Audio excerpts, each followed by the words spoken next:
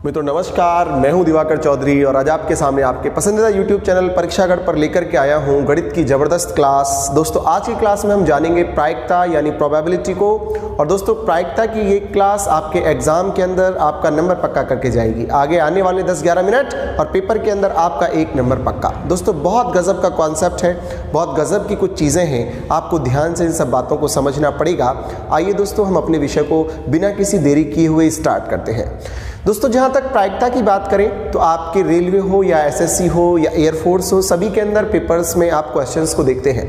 दोस्तों सबसे पहला अगर मैं आपको बताना चाहूँ कि प्रायिकता का सिलेबस क्या है तो 5 टाइप के सवाल कुल मिलाकर के प्रायिकता में आपके कॉम्पिटिटिव एग्जाम में पूछे जाते हैं। पहला एक वर्ड देगा कुछ अक्षरों का बना हुआ और आपसे कहेगा कि बताइए इसमें इस अक्षर की या इस शब्द की सहायता से कुल मिलाकर कितने शब्द बनाए जा सकते हैं। दूसरा प्रश्न आपके पेपर में आता है सिक्कों से। तीसरा प्रश्न आपके पेपर के अंदर अगर आता है तो पासा यानी डाइस से आता है। एक और प्रश्न आपके पेपर के अंदर जो मैं आपको चौथा टाइप बता रहा हूं, यदि आता है तो ताश प्लेइंग कार्ड से आता है। और अंतिम प्रश्न आपका गेंद से या कंचे अर्थात मार्बल से हो सकता है। दोस्तों आज की क्लास में हम इसके पहले पार्ट को जानेंगे। जो पहला पार्ट जिसका नाम आपको मालूम है, इसका नाम है अक्षरों से बनने वाले अधिकतम शब्द। आइए दोस्तों आज की क्लास को हम स्टार्ट कर देते हैं। जैसा कि हमारा टॉपिक है प्रोबेबिलिटी यानी प्रायिकता। दोस्तों इस प्रायिकता के पहले टाइप को जिसका नाम है देय अक्षरों से बनने वाले अधिकतम शब्द को जानने के लिए आपको एक छोटी सी चीज जाननी पड़ेगी। इसका क्वेश्चन किस तरीके से पूछा जाता है तो कंप्यूटर जी लाइए जरा क्वेश्चन। तो इस तरीके से ये क्वेश्चन आपसे पूछा जाता है। इस क्वेश्चन का निदान किस तरीके से निकालेंगे आइए उसको पहले जानते हैं। इसको हटाइए।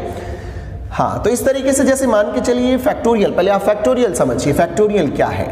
फैक्टोरियल यानी कि क्रम गुणित। फैक्टोरियल और क्रम गुणित दोनों एक ही बात है। जैसे अगर मैं आपसे कहता हूं फैक्टोरियल 1 तो इसका अर्थ होता है 1। ये फैक्टोरियल का निशान है, इसको ऐसे भी लगा सकते हैं या इसको ऐसे भी लगा सकते हैं, दोनों एक ही चीज है। फैक्टोरियल 2 का अर्थ होगा 2 गुणा 1, 3 का अर्थ होगा 3 गुणा 2 गुणा 1, 4 का अर्थ होगा 4 गुणा 3 गुणा 2 गुणा 1, 5 का अर्थ होगा 5 गुणा 4 गुणा 3 गुणा 2 गुणा 1। इसका मतलब किसी भी संख्या का क्रम गुणित मान उस संख्या से शुरू करके एक एक कम करते हुए 1 तक ले जाना और सभी संख्याओं की आपस में गुणा कर देना ही उसका फैक्टोरियल वैल्यू अर्थात क्रम गुणित मान कहलाता है। दोस्तों इस फैक्टोरियल्स की सहायता से ही हम अच्छे सवालों के निदान को देखेंगे। तो आइए सवालों के सिलसिले को हम चालू करते हैं। क्वेश्चन कह रहा है कि शब्द डॉग से कुल कितने शब्द बनाए जा सकते हैं। हम देख रहे हैं DOG डॉग। तो डॉग जो है, डॉग में कुल मिलाकर के कितने लेटर्स हैं, कितने अक्षर हैं तो आप कहेंगे 3 है। तो हम केवल और केवल फैक्टोरियल 3 का मान निकाल देंगे। 3 गुणा 2 गुणा 1 अर्थात हमारा उत्तर आ जाएगा 6, जो कि सही आंसर है।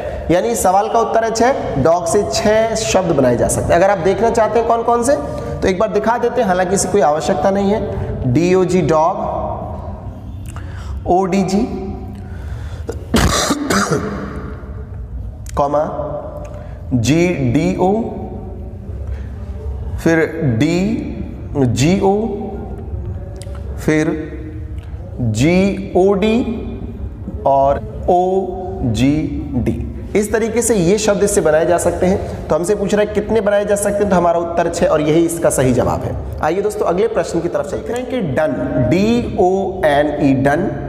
तो डन में कुल मिलाकर के 4 लेटर्स हैं तो फैक्टोरियल 4 यानी 4 गुणा 3 गुणा 2 गुणा 1 अर्थात 24 हमारा सवाल का उत्तर हो जाएगा। तो बड़ा सरल है। आइए अगले सवाल को हम तो कंप्यूटर जी अगला सवाल पेश करिए। अगले प्रश्न में कहता है कि शब्द एप्पल से कुल कितने शब्द बनाए जा सकते हैं। तो आइए देखते हैं इस सवाल को। इंपॉर्टेंट है क्वेश्चन। एप्पल APPLE एप्पल से कितने बनाए जा सकते हैं। तो एप्पल में 1 2 3 4 5 कुल मिलाकर के 5 डिजिट हैं तो फैक्टोरियल 5।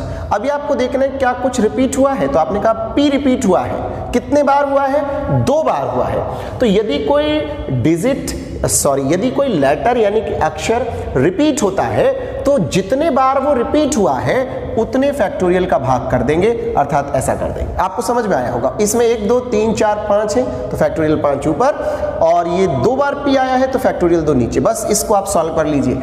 5 4 3, अब 2 1 तो नीचे से कट जाएगा। चलिए इस बार मैं लिख देता हूं इसको 2 गुणा 1, और नीचे भी 2 गुणा 1, तो इससे ये कैंसिल हो गया। 1 को लिखो मत लिखो, सीधा भी आप यहीं तक लिख सकते थे। तो 5 चौक 20 दिया 60। इस प्रश्न का उत्तर है एप्पल से 60 प्रकार के अलग अलग शब्द बनाए जा सकते हैं। तो आइए अगला प्रश्न ले आइए।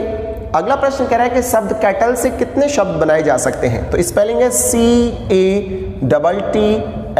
CATTLE, cattle. कैटल में कितने हैं कुल मिलाकर के लेटर्स? तो 6 हैं, तो फैक्टोरियल 6। टी का 2 बार रिपीटेशन है तो 2 को नीचे रख दीजिए, यानी 6 गुणा 5 गुणा 4 गुणा 3। अब 2 और 1 तो इससे कट जाएगा, इसको लिखने की आवश्यकता नहीं, आप चाहे तो लिख सकते हैं, बट 2 से 2 कैंसिल होगा। 1 को लिखो मत लिखो। तो 6 पंजे 30, 4 तिया 12, मेरे हिसाब से 360 इसकी गुणा का उत्तर आ रहा है, और यही हमारा जवाब भी हो जाएगा। तो आइए दोस्तों अगले सवाल को हम जाएं। अगला सवाल लेकर के आइए। तो अगले सवाल में कह रहा है कि शब्द बनाना से कुल कितने शब्द बनाए जा सकते हैं। तो जैसे कि बनाना, BANANA, बनाना, तो बनाना में कुल मिलाकर के कितने लेटर्स हैं? तो आप कहेंगे जी बनाना में है 6, तो 6 को आप ऊपर रख दीजिए। कोई रिपीटेशन तो नहीं है। आपने कहा ए का रिपीटेशन, मैंने कहा कितने बार? आपने कहा ए आया है 3 बार, तो यानी फैक्टोरियल 3। एन कितने बार आया है? 2 बार, यानी फैक्टोरियल 2। अगर कोई एक से ज्यादा वर्ड रिपीट होता है तो जितने बार वो रिपीट हुआ है उतना फैक्टोरियल में यहाँ पे रख दिया जाएगा। जैसे ए इसमें 3 बार आया है तो फैक्टोरियल 3, और एन इसमें 2 बार आया है तो फैक्टोरियल 2। बस इसको सॉल्व करिए और उत्तर प्राप्त करिए, यानी 6 5 4 3 2, इसका हो जाएगा 3 2, और इसका हो जाएगा 2। 3 2 से 3 2 कैंसिल, 2 दूनी 4, यानी उत्तर हमारा आ जाएगा 60। कुल मिलाकर के 60 शब्द बनाए जा सकेंगे। आइए दोस्तों अगले सवाल की तरफ चलते हैं। अगले सवाल में कहता है कि शब्द एजुकेशन से कितने शब्द बनाए जा सकते हैं यदि सभी वाउल्स एक साथ आए। वाउल्स मतलब होता है स्वर, इसको वाविल बोलते हैं, वाविल नहीं है, वाउल्स है। तो ये जो वाउल्स हैं, क्योंकि डब्ल्यू का साउंड आउ होता है तो वाउल्स है। तो कितने, यानी सभी स्वर एक साथ आए, सभी वाउल्स एक साथ आए। तो आखिर ये जो स्वर है, ये स्वर होता क्या है? स्वर इंग्लिश अल्फाबेट में होते हैं AEIOU, ये 5 स्वर हैं। आपके सामने वर्ड है एजुकेशन, EDUCATION, एजुकेशन। आपसे कह रहे हैं सभी स्वर एक साथ आए, तो स्वर इसमें है E है, U है, A है, I है और O है। इसमें तो 5 ही स्वर हैं। फिर उसके बाद D और C और T और N, ये हमारा वर्ड है। यानी इसमें अगर देखा जाए तो 1 लेटर, 2 लेटर, 3 लेटर, 4 लेटर, और इस पूरे को आप 1 लेटर मानेंगे। क्यों? क्योंकि इसने कहा है कि जो स्वर हैं ये सारे के सारे स्वर एक जगह ही आएंगे, या तो यहाँ लगा लो या बीच में कहीं लगा लो। ये ऐसा नहीं है कि ई इधर आ जाएगा और यू डी के बाद में आ जाएगा, नहीं, 5 इकट्ठे आएंगे। यानी ये 5 मिलकर के ऐसा बिहेव कर रहे हैं जैसे कोई सिंगल लेटर हो, तो इसलिए इसको 5 काउंट ना करके 1 काउंट करेंगे। यानी कुल मिलाकर अब हमारे पास में कितने लेटर हो गए? 1 2 3 4 5, यानी हमारा उत्तर आएगा फैक्टोरियल 5। लेकिन दोस्तों एक बात और समझिए ध्यान से। अब अगर ये जो ए यहाँ पे EUAIO जो आपको दिखाई दे रहे हैं, मानता हूं कि ये इकट्ठे आएंगे, लेकिन आपस में तो इंटरचेंज हो सकते हैं, अर्थात EAUIO हो सकता है, EOAIU हो सकता है, यानी आपस में इंटरचेंज ये हो सकते हैं। तो आपस में इंटरचेंज, ये इसमें कहीं इंटरचेंज नहीं होंगे, लेकिन आपस में बदल सकते हैं। अब क्योंकि आपस में बदल सकते हैं, इस कारण से 1 2 3 4 5 लेटर्स का ये और एक काम करेंगे, तो ये सवाल का उत्तर आएगा। एक तो मैंने इसको 1 2 3 4 5 मान करके 5 फैक्टोरियल निकाला है, और फिर ये जो वाउल्स हैं ये क्योंकि 5 इसमें है, तो ये भी आपस में अपने स्थानों को खुद एक दूसरे में इंटरचेंज कर सकते हैं। तो सवाल का उत्तर होगा 5 4 3 2 1 गुणा 5 4 3 2 1, यानी 5 चौक 20 या 60 दूनी 120, और वो भी फिर 120 ही आ जाएगा। 12 12 144 00, ये इस प्रश्न का उत्तर है। आपको समझ में आ रहा होगा। यानी एजुकेशन से अगर स्वरों को एक साथ रखें तो 14,400 शब्द बनाए जा सकते हैं। आइए दोस्तों अगले प्रश्न की तरफ। अगला प्रश्न है कि शब्द प्रैक्टिस से कुल कितने शब्द बनाए जा सकते हैं यदि सभी वाउल्स एक साथ आए। तो आप देख रहे हैं कि आपका शब्द है प्रैक्टिस, PRACTICE,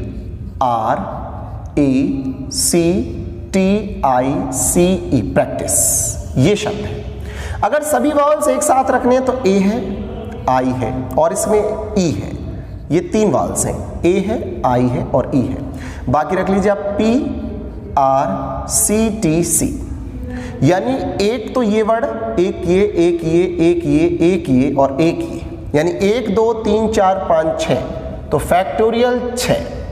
दूसरा ये भी इंटरचेंज आपस में हो सकते हैं, इसका मतलब फैक्टोरियल 3। और ये सी का इसमें रिपीटेशन है, सी 2 बार आया है, इसका मतलब 2 पहुंच जाएगा नीचे, बिल्कुल सेम। इसको सॉल्व कर दीजिए, सवाल का उत्तर आपके पास होगा। यानी 6 5 4 3 2 3 2 बटे 2, 2 से 2 को कैंसिल कर दीजिए। 6 पंजे 30, 4 तिया 12, 2 तिया 6, ये हो जाएगा 30 गुणा 72 और इसकी आप गुणा कर दीजिए। इस गुणा को ही करना बस इसमें सवाल में रहे 0 2160 इस प्रश्न का उत्तर हो जाएगा। तो आपको समझ में ये प्रश्न आ रहा होगा और इस सवाल का ये जवाब हो गया। तो एक बार दोबारा आप इसमें देख लीजिए, मैंने क्या किया, इसमें वाउल्स को एक साथ रख दिया, उसको पहले एक वर्ड माना, एक माना तो 6 हो गए। अब ये आपस में इंटरचेंज हो सकते हैं, AIE है, AEI हो सकता है, EAI हो सकता है ना। इस तरीके से जैसे DOG से मैंने देखा था तो 6 बने थे, तो 3 से 6 बनते हैं। 6 कैसे आता है, फैक्टोरियल 3 से, तो इनके कारण से ये फैक्टोरियल 3 ये रहा। अब C 2 बार आया है तो ये रिपीटेशन के कारण से ये रहा। तो मेरे विचार से आपको समझ में आ रहा है, फिर उसके बाद कैलकुलेशन करिए तो वो हमारा उत्तर निकल के आया। तो आइए दोस्तों अगले प्रश्न की तरफ चलते हैं। दोस्तों बड़े इंपॉर्टेंट प्रश्न हम आपको करवा रहे हैं, बड़ी इंपॉर्टेंट क्लासेस हम आपके इस परीक्षागढ़ नामक चैनल पर डाल रहे हैं। आप इस वीडियोस को लगातार शेयर करते रहिए, लगातार एक दूसरे से बांटते रहिए। इससे क्या होगा कि चैनल जो है आगे बढ़ेगा, ज़्यादा प्रचार होगा। तो हम लाइव क्लासेस आपके लिए फिर स्टार्ट करने भी जा रहे हैं आपके अपने इस पसंदीदा चैनल पर। तो आइए दोस्तों इस अगली सवाल की तरफ हम चलते हैं। अगले सवाल में कह रहा है कि शब्द प्रैक्टिस से कितने शब्द बनाए जा सकते हैं यदि P और E का स्थान अपरिवर्तित रहे, अर्थात ना बदले। तो आपसे कहता है प्रैक्टिस, PRACTICE, ये पेपर में आए हुए प्रश्न है सारे के सारे। कह रहे P का और E का स्थान ना बदले। अब एक बात बताइए, अगर P का और E का स्थान नहीं बदलेगा तो क्या वर्ड फॉर्मेशन में ये भूमिका निभाएंगे? बिल्कुल भी नहीं। जितने भी RACTI से वर्ड बनेंगे, 1 2 3 4 5 6, इन 6 लेटर्स से जितने वर्ड बनेंगे उनमें आसपास आप एक तरफ P चिपकाओ एक तरफ E चिपकाओ, तो क्या वर्ड्स की संख्या बढ़ घट जाएगी? बिल्कुल भी नहीं। इसका मतलब वर्ड तो इनसे बनेंगे ही नहीं, क्योंकि ये तो स्थान इनका अपरिवर्तित है। भाई वर्ड बनता कब है? जब स्थान परिवर्तित होता है। अगर स्थान ही परिवर्तित नहीं होगा तो वर्ड कैसे बनेगा? उसने P और E को तो रोक दिया कि इनका तो स्थान परिवर्तित ही नहीं होगा। इसका मतलब ये फिर वर्ड फॉर्मेशन में भी भूमिका नहीं अदा करेंगे। इस वजह से केवल 1 2 3 4 5 6, यानी इन 6 के कारण से आप वर्ड बनते हुए देखेंगे। और इस 6 में इसके अलावा C का क्योंकि रिपीटेशन है, कितने बार? 1 2 बार, तो उस 2 का आप यहाँ पे भाग भी करेंगे। और तो कुछ रिपीट हो नहीं रहा है, RACTIC बिल्कुल C है, बिल्कुल ठीक है। यानी 6 5 4 3 2 1 को लिखिए मत, नीचे 2 गुणा 1, 2 से 2 कैंसिल, 6 पंजे 30, 4 तिया 12, 12 तिया 36, 360, ये रहा आपका उत्तर। आज हम इस प्रायिकता के मेन पार्ट की तरफ जा रहे हैं। तो आइए दोस्तों बिना किसी देरी किए हुए इसकी कुछ बेसिक बातों को पहले आपको समझाते हैं। दोस्तों प्रायिकता का जो उत्तर आएगा वो हमेशा आप इस सूत्र को याद रखिए कि जो प्रायिकता होगी वो बराबर होगी, प्रायिकता बराबर आने की प्रायिकता बटे कुल प्रायिकता, आने की प्रायिकता बटे कुल प्रायिकता। इसी एकमात्र सूत्र के माध्यम से आप प्रायिकता को समझने जा रहे हैं। दोस्तों ये जो कुल प्रायिकता होती है, इस कुल प्रायिकता का अर्थ है कि अगर कोई भी चीज़ जैसे कि सिक्का है वो उछाला जाता है तो उसके कितने इवेंट मैक्सिमम आ सकते हैं। जैसे आप जानते हैं कि अगर एक सिक्का उछाला जाएगा या तो हेड आ सकता है या तो टेल आ सकता है। इसका अर्थ ये है कि कुल प्रायिकता एक सिक्के उछाले जाने पर 2 होती है। वहीं अगर 2 सिक्के उछाल दिए जाएं तो जो प्रायिकता होती है वो बढ़कर के 4 हो जाती है। वो कैसे हो जाती है? जैसे मान के लिए आपने 2 सिक्के उछाले तो हो सकता है पहले पर हेड आ जाए, दूसरे पर टेल आ जाए, पहले पर हेड आ जाए, दूसरे पर हेड आ जाए, पहले पर टेल आ जाए, दूसरे पर हेड आ जाए, पहले पर भी टेल आ जाए और दूसरे पर भी टेल आ जाए। इस तरीके से ये 4 प्रायिकता होते हैं। ऐसे अगर आप 3 पासे उछालेंगे, 3 सिक्के उछालेंगे तो 3 सिक्कों पर 8 तरीके से वो आ सकता है। दोस्तों ऐसे गिनना संभव नहीं है, इस कारण से आप ध्यान दे सकते हैं कि अगर आप एक सिक्का उछालेंगे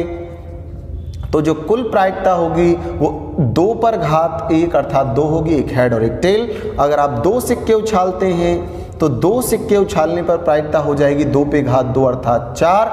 अगर आप 3 सिक्के उछालते हैं तो इसका मतलब प्रायिकता हो जाएगी 2 पे घात 3 यानी कि 8। पेपर में कभी 3 सिक्के से ज़्यादा का सवाल नहीं आता है, लेकिन अगर आ भी जाता है तो अगर आप n सिक्के उछालते हैं तो जो आपकी कुल प्रायिकता होती है वो होती है 2 पे घात n और यही आपका उत्तर भी होता है। पहले मैं इसको और समझा देता हूँ आखिर ये 3 सिक्कों पर ये कैसे आया है।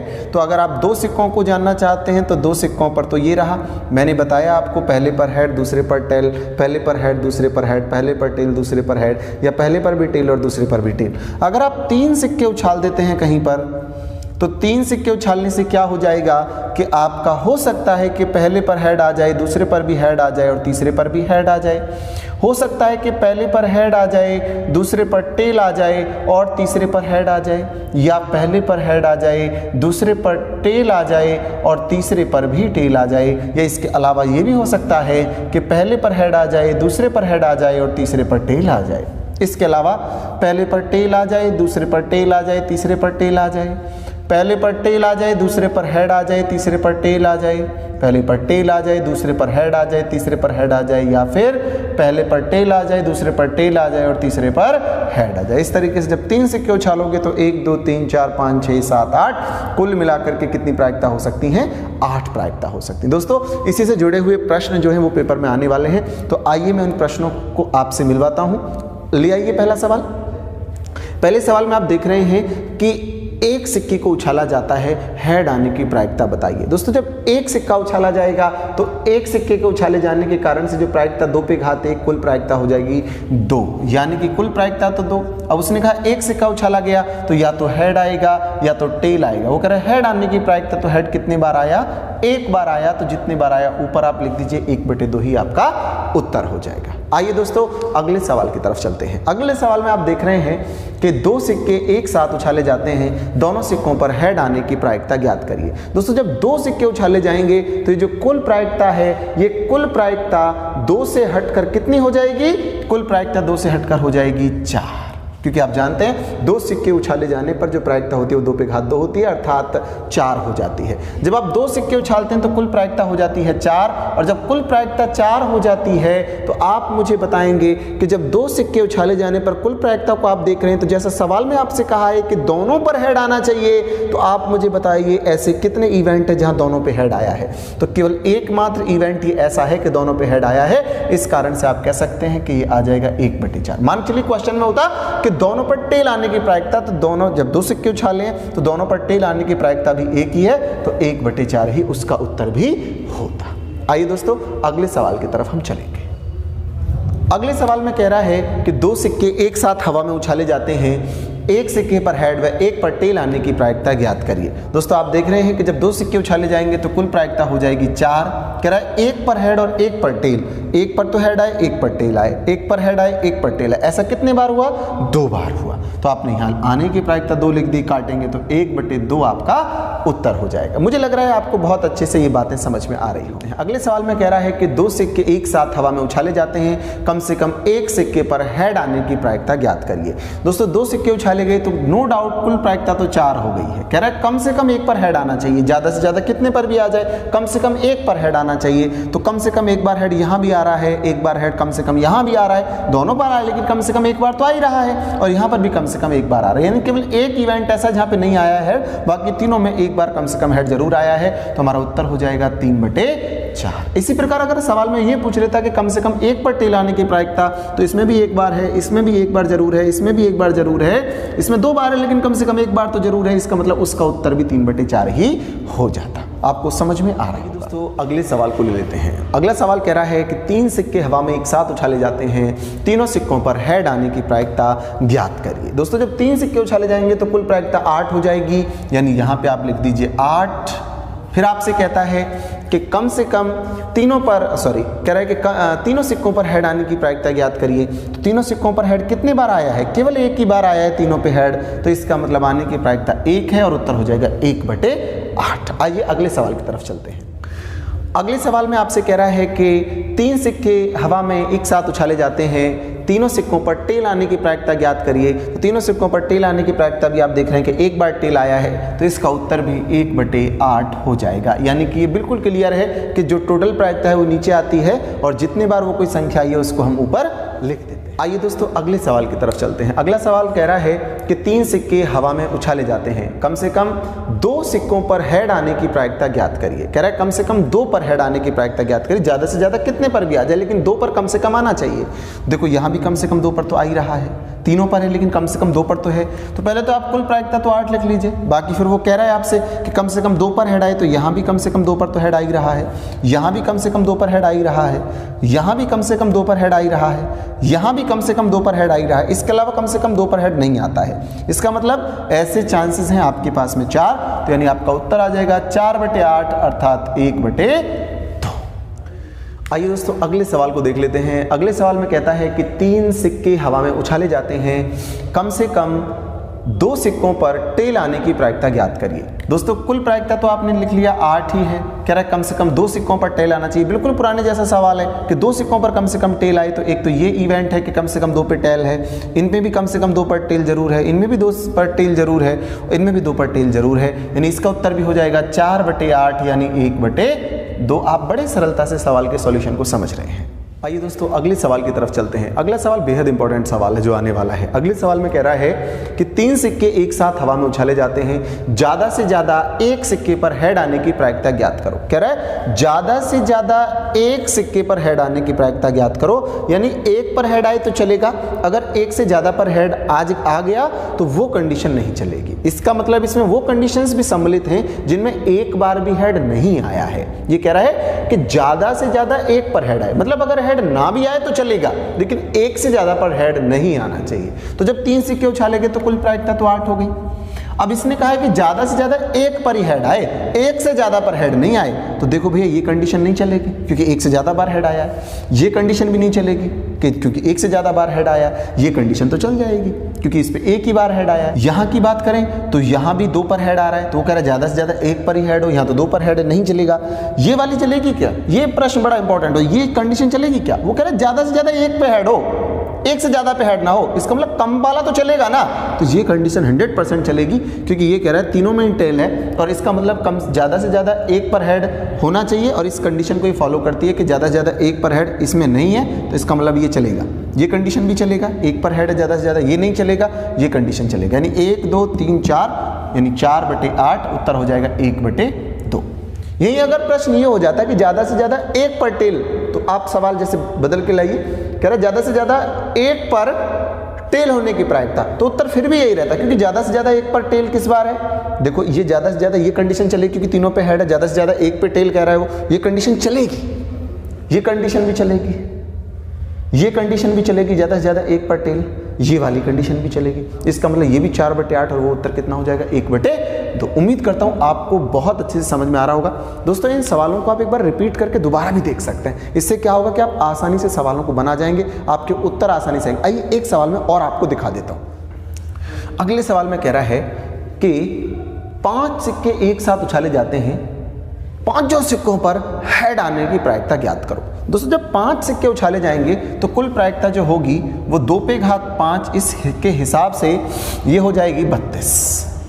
कुल प्रायिकता 32 हो जाएगी, यानी यहां आपने 32 लिख दिया। कह रहा है सभी पर हेड आए। अब 5 के 5 सिक्कों पर हेड होगा, ऐसा तो केवल एक ही बार हो सकता है, बिल्कुल सिंपल बात है, ऐसा एक ही बार हो सकता है। इसका मतलब ऊपर 1 लिख देंगे तो 1/32 हमारा उत्तर हो जाएगा। तो मुझे लग रहा है कि सिक्कों के प्रश्न आपको दोस्तों समझ में आ गए होंगे। आप आज की क्लास में हम पासों पर आधारित प्रश्नों को सीखने जा रहे हैं, बहुत सरलता से समझ में आएगा। आइए इसको जानते हैं। दोस्तों प्रायिकता का फॉर्मूला सेम है कि जो प्रायिकता होती है, प्रायिकता बराबर होती है आने की प्रायिकता बटे आने की प्रायिकता बटे, बिल्कुल ठीक बोल रहे हैं आप लोग, कुल प्रायिकता।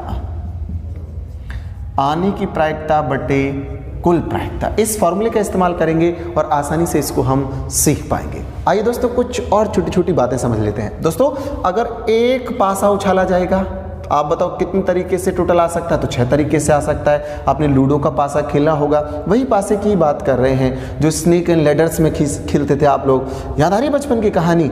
उसको देखेंगे से पासे को तो उसमें 1 2 3 4 5 6 इस तरीके से डॉट बने रहते हैं, तो वही पासा है, उसी पासे की बात कर रहे हैं। तो एक पासा उछाला जाए तो 6 तरीके से आ सकता है।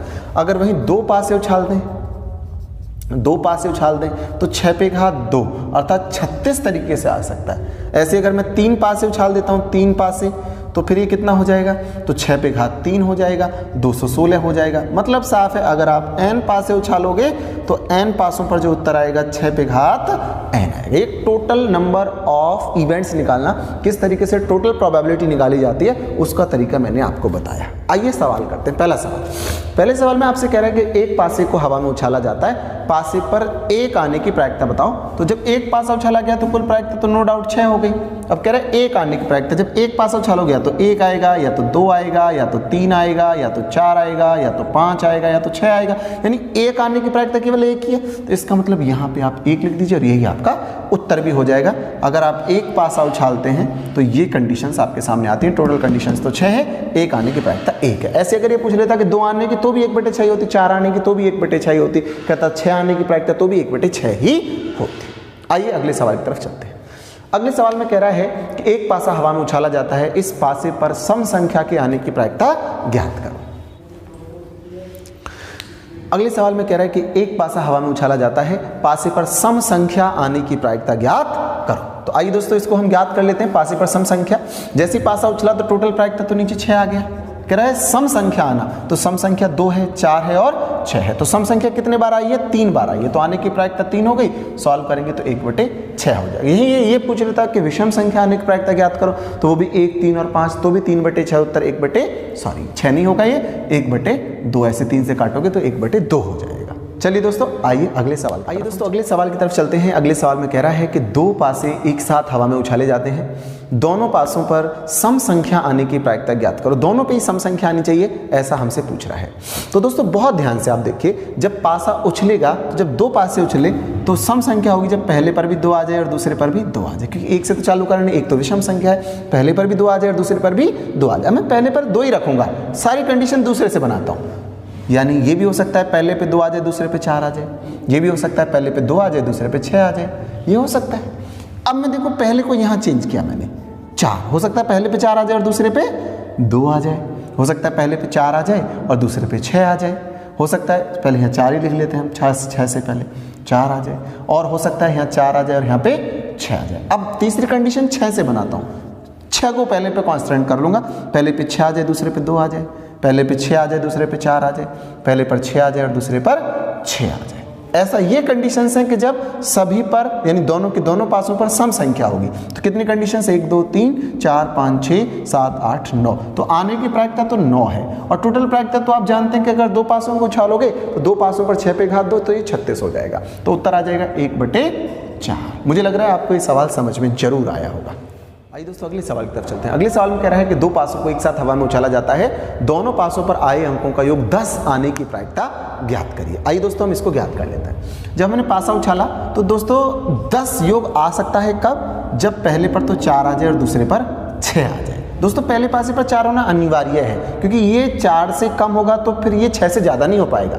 आप सोच रहे हैं पहले पे 3 आ जाए, तो पहले पे 3 आने के बाद दूसरे पर फिर 7 आना पड़ेगा तो 10 होगा। लेकिन आप जानते हैं पासे पर तो 7 आता ही नहीं है, 6 से ज़्यादा पासे पर कभी आता ही नहीं। इसलिए मैंने पहले पर 4 लिखा और दूसरे पर 6 लिखा। फिर इसका सीधा उल्टा भी कर दो कि पहले पर तो 6 आ जाए और दूसरे पर 4 आ जाए, तो ये अंकों का योग 10 हो जाएगा। या पहले पर 5 आ जाए दूसरे पर भी 5 आ जाए तो भी अंकों का योग 10 हो जाएगा। 5 और 5 10। क्या इसके अलावा और कोई कंडीशन है कि दोनों को जोड़ें तो योग 10 आ जाए? ऐसी कोई कंडीशन आपको नहीं मिलेगी। तो केवल कितनी है? 3 कंडीशंस ऐसी हैं कि दोनों पर आने वाले अंकों का योग जो है वो 10 हो जाए। तो 4, 6 उल्टा कर लो, 6 4, पहले पे 5 दूसरे पे 5, ये 3 संभावनाएं हैं। तो 3 बटे आप जानते हैं 2 पासों के लिए तो कुल प्रायिकता 36 है, तो 1/12 इस प्रश्न का उत्तर हो जाए। अगले सवाल की तरफ चलते हैं। अगले सवाल में कह रहा है कि 2 पासे एक साथ हवा में उछाले जाते हैं, क्या प्रायिकता है कि दोनों पासों पर आने वाले अंकों का योग 4 तथा 6 से विभाजित हो? यानी या तो 4 से विभाजित हो या 6 से विभाजित हो या दोनों से विभाजित हो, मतलब 4 से कट जाए या 6 से कट जाए, किसी से भी कट जाए, ऐसा वो आपसे पूछ रहा है।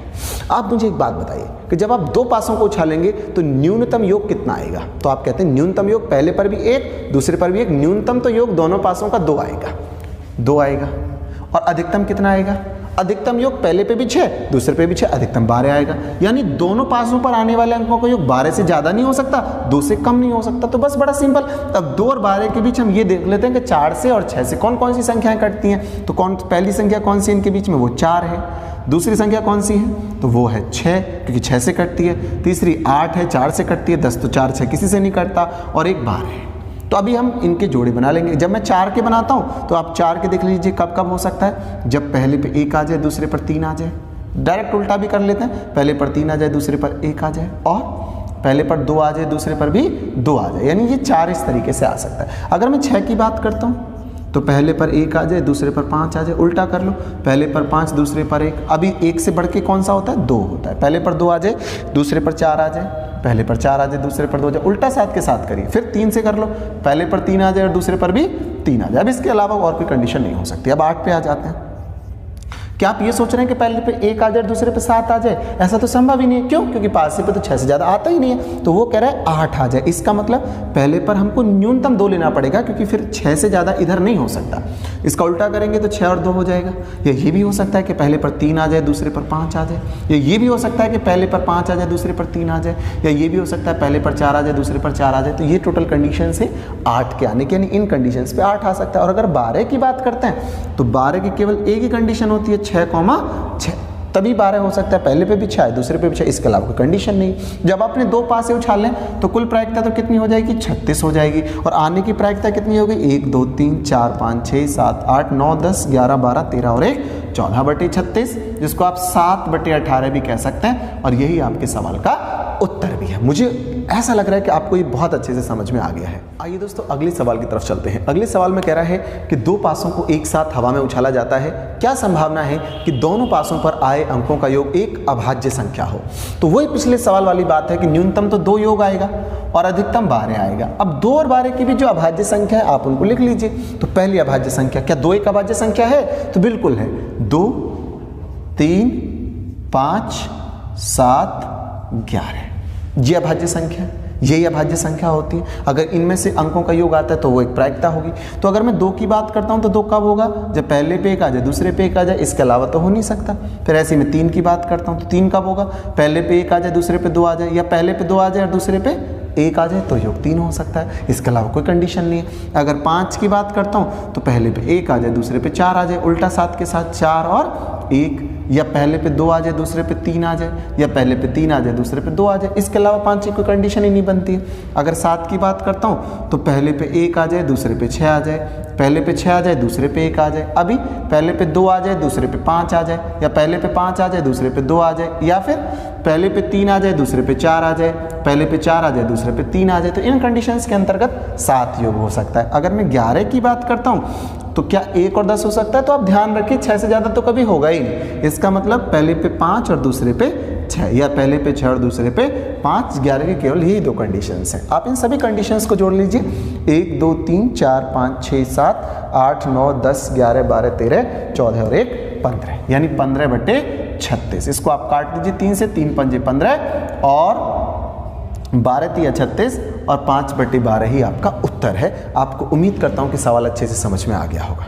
आइए दोस्तों अगले सवाल की तरफ चलते हैं। अगला सवाल कह रहा है कि 3 पासों को हवा में उछाला जाता है, क्या प्रायिकता है कि तीनों पासों पर 1 आए, यानी तीनों पर 1 1 1 आए? दोस्तों जब आप 3 पासों को उछालेंगे तो आपके 3 पासे पर कुल प्रायिकता हो जाएगी 216। दोस्तों जो कुल प्रायिकता हो जाएगी आपकी 216, अब तीनों पर एक एक आए, ऐसा तो केवल एक ही बार हो सकता है, तो ऊपर एक आ जाएगा। तो ये बड़ा सरल सवाल होता है कि तीनों पर एक जैसा है तो फिर एक की प्रायिकता होती है, बस नीचे हम इस तरीके से ज्ञात कर सकते हैं और सवाल का उत्तर निकाल सकते हैं। आइए दोस्तों अगले सवाल में कहता है 3 पासों को एक साथ हवा में उछाला जाता है, इन तीनों पासों पर आए अंकों का योग 16 होने की प्रायिकता ज्ञात करिए। तीनों पर योग 16 होना चाहिए। दोस्तों 16 कब हो सकता है? पहली कंडीशन पहले पे 6 आ जाए, दूसरे पर 6 आ जाए और तीसरे पर 4 आ जाए, ये कंडीशन में 16 हो जाएगा। या पहले पर 6 आ जाए, दूसरे पर 4 आ जाए और तीसरे पर 6 आ जाए, या फिर पहले पर 4 आ जाए, दूसरे पर 6 आ जाए और तीसरे पर 6 आ जाए, तो 16 हो जाएगा। अभी 5 से हम बनाना चाहें तो पहले पर 6, दूसरे पर 5 और तीसरे पर भी 5, तो 6 5 11 और 5 16। या पहले पर 5, दूसरे पर 6 और तीसरे पर 5, या पहले पर 5, दूसरे पर 5 और तीसरे पर 6। इसके अलावा कोई कंडीशन होती है? इसके अलावा कोई भी कंडीशन नहीं होती, यानी कुल 1 2 3 4 5 6 आने की प्रायिकता कितनी हो गई? 6 हो गई, और कुल प्रायिकता कितनी है? 216। आप इसको काट भी सकते हैं, यानी 6 से कट जाएगा ये, 6 3 18, 6 6 36, तो 1/36। ये इस तरीके से सवाल बन सकते हैं। आइए दोस्तों अगले सवाल कह रहा है कि 3 पासों को हवा में एक साथ उछाला जाता है, क्या प्रायिकता है कि तीनों पर आने वाले अंकों का योग 16 से अधिक आए? तो आप मुझे बताइए, अगर 3 पासों को उछाला जाएगा तो न्यूनतम योग तो कितना आएगा? 3 आएगा, और अधिकतम कितना आएगा? 6 6 6 18 आएगा। तो 16 से अधिक की केवल 2 ही कंडीशन बचती है, एक तो 17 और एक 18। तो 17 कब कब आएगा? 17 आएगा जब पहले पर 6 हो, दूसरे पर 6 हो, तीसरे पे 5 हो, पहले पे 6 हो, दूसरे पे 5 हो, तीसरे पे 6 हो, या पहले पे 5 हो, दूसरे पे 6 हो और तीसरे पर भी 6 हो। इस तरीके से 17 हो सकता है। क्या और कोई 17 का कंडीशन है? नहीं बनेगा, क्योंकि 4 से तो बन ही नहीं सकता। और अगर 18 की बात करता हूं तो पहले पर 6, दूसरे पर 6 और तीसरे पर 6, इसके अलावा कोई कंडीशन नहीं है। तो आने की प्रायिकता तो 4 हो गई, कुल प्रायिकता 216। इससे आप काट दीजिए, 1/56 यही आपका उत्तर हो जाएगा। 1/56 नहीं, 1/54। ये 4 से काट दो, ये 4 5 20। ये थी आपकी प्रायिकता की क्लास। उम्मीद करता हूँ कि आपको ये दोनों चीज़ें समझ में आई होंगी। दोस्तों अगली क्लास में हम बहुत ज़बरदस्त कॉन्सेप्ट्स को लेंगे। उस क्लास में हम लेंगे ताश की गड्डी को। उस ताश की गड्डी के अंदर हम आपको बहुत अच्छे से ऐसे सवालों को जिनको आप देख के बहुत आपको घबराहट होती है, बिल्कुल भी नहीं होगी। आप NCR NPR पता नहीं क्या क्या कितना लंबा लंबा फार्मूला याद करते हैं, वो फार्मूला यूज तो होगा, लेकिन उसको किस तरीके से शॉर्ट किया जा सकता है, छोटा किया जा सकता है, तुरंत उत्तर निकाला जा सकता है, उस बिना फैक्टोरियल को सॉल्व के भी सवाल हो सकता है, वो आप सब हो सकता है। में हम आज सीखेंगे ऐसे प्रश्नों को जो कि संबंधित होते हैं ताश की गड्डी से, जिसमें ताश के पत्तों से सवाल आते हैं। दोस्तों आप लोग ताश को अच्छे तरीके से जानते होंगे, अगर नहीं भी जानते हैं तो कोई बात नहीं है, मैं आपको बताने जा रहा हूं कि आखिर ये क्या होता है। तो आप सब लोग बड़े ध्यान से समझिए। सवालों को हम इसको लेंगे, जैसे पुरानी वीडियोस में आपने सवालों को देखा है, इस वीडियो में भी हम काफ़ी सारे सवालों को लेने जा रहे हैं, लेकिन उससे पहले इसके लिए जो महत्वपूर्ण चीज़ें हैं आप उनको एक बार सीखिए। दोस्तों जो ताश के जो पत्ते हैं, ताश यानी कि कार्ड्स, ये फ्रेंच कार्ड्स यानी फ्रांस का खेल है, वैसे भारत में इसको बाबर लाया था, आपने पढ़ा होगा कहीं पर। तो जो पत्ते होते हैं, इनकी जो गड्डी में जो पत्ते होते हैं वो कितने होते हैं? 54 कार्ड्स होते हैं, जिनमें से 52 तो प्लेइंग कार्ड होते हैं और 2 जोकर्स होते हैं। इनसे खेला जाता है। ये जोकर होते हैं जो गड्डी के अंदर लगे हुए आते हैं। अब ये जो 52 प्लेइंग कार्ड होते हैं ये 4 ग्रुप्स में डिवाइड होते हैं, तो मैं कह सकता हूं कि ये 4 ग्रुप्स में डिवाइड होते हैं। तो 4 ग्रुप्स कौन कौन से हैं, किस तरीके से आपको सीखना पड़ेगा, आइए उनको पहले जानते हैं। 4 समूह कौन कौन से हैं। तो सबसे पहला समूह मैं इधर लिख लेता हूं। इस पहले समूह का नाम है, यहां मैं लिख लेता हूं समूह का नाम, नेम ऑफ द ग्रुप, मैंने इसको नाम दे दिया डायमंड्स। डायमंड्स इसका नाम होता है। इसको आप ईंट भी कहते हैं, पता नहीं क्यों कहते हैं। वैसे तो डायमंड होता है, लाल कलर का होता है, चौकोर होता है, तो पता नहीं आप इसको ईंट क्यों कह देते हैं। वैसे डायमंड है, हीरा है। इसके अलावा दूसरा होता है हार्ट्स। हार्ट्स यानी कि आप इसको पान कहते हैं, दिल है, दिल को ही पान कह देते हैं। इससे आगे स्पेड्स, स्पेड्स को आप हुक्म कह देते हैं, हुक्म। और जो चौथा है इसका, ये है क्लब्स, जिसको आप चिड़ी कह देते हैं, चिड़ी। स्पेलिंग मुझे लगता है हिंदी की मैंने शायद गलत भी लिख दी हो, लेकिन आपको ये समझ में आ रहा है। अगर मैं इनके प्रतीक चिन्ह की बात करता हूँ, सिंबल, इनको पहचान कैसे सकते हैं आप? सिंबल्स की अगर बात करता हूँ तो ईंट इस तरीके का होता है, इसमें कलर नहीं है तो समझिए कि इसमें रेड है। हार्ट इस तरीके से होता है। हुकुम जो है वो इस तरीके से होता है, इसमें काला रंग अंदर भरा रहेगा, ये ब्लैक कलर इसमें अंदर है। और जो स्पीड्स की अगर हम बात करते हैं तो स्पीड्स जो है वो काला पान के नाम से भी जाना जाता है, इसको हम काला पान भी कहते हैं। तो आप ये भी ध्यान रख सकते हैं, अगर कहीं काला पान है तो वो हुक्म के लिए ही उसने कहा है। और अगर मैं क्लब्स की बात करता हूँ तो जो क्लब्स होता है उसमें क्लब की तरीके से लाइटिंग जो है वो लगी रहती है, इसको आप चिड़ी के नाम से जानते हैं, इसको आप चिड़ी के नाम से भी जानते हैं।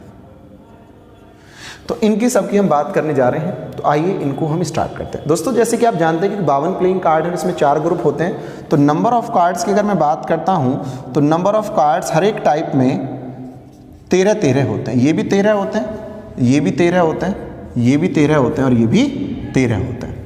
अगर मैं बात करता हूं कि बताइए, अगर पेपर में सवाल कह देता है कि बताइए फोटो वाले कार्ड कौन कौन से होते हैं, फोटो वाले कार्ड की प्रायिकता को पूछेगा तो पता होना चाहिए कि आखिर होता क्या है। तो फोटो कार्ड्स होते हैं, हर एक ग्रुप में 3 होते हैं। कौन कौन से होते हैं?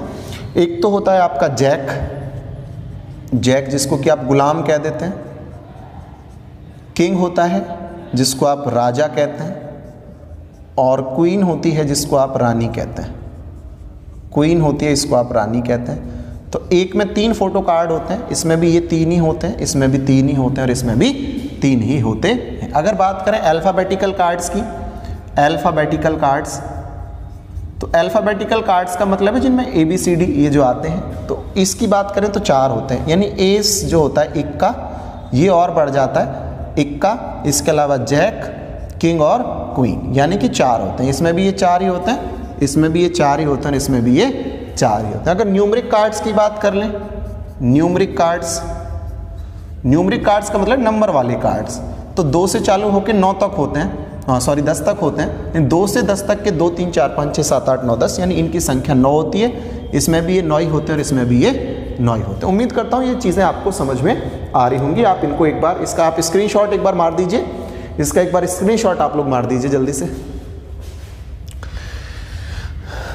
चलिए आगे चलते हैं अगली कहानी को। आपको दोस्तों इसमें कुछ चीज़ों को और आपको जानना पड़ेगा, जैसे कि आपको एक चीज़ जाननी पड़ेगी NCR। ये C फॉर कॉम्बिनेशन होता है, परमुटेशन की इसमें आवश्यकता नहीं, इसको क्रमचय भी कहते हैं। तो NCR का जो फॉर्मूला है वैसे तो फैक्टोरियल n बटे factorial r into factorial n minus r। ये फैक्टोरियल का निशान कहीं के ऐसे भी लगता है जैसे फैक्टोरियल n, ये लिख लो या ऐसे लिख लो, इन दोनों का अर्थ एक ही होता है। तो हालांकि इसकी हम पेपर में कोई भी इसका इस्तेमाल नहीं करने जा रहे हैं, सवाल में कोई भी इस्तेमाल नहीं करने जा रहे हैं, लेकिन एक बार ये पेपर में पूछ लिया था, एक बार LDC के पेपर में ये पूछ लिया था CHSL में कि बताइए NCR का फॉर्मूला क्या होता है। तो आपको मालूम होना चाहिए, एक बार ये CHSL में पूछा गया क्वेश्चन है। तो NCR का फॉर्मूला होता है फैक्टोरियल n बटे factorial r into factorial n minus r। जरा इस फैक्टोरियल को समझ लीजिए कि फैक्टोरियल क्या होता है।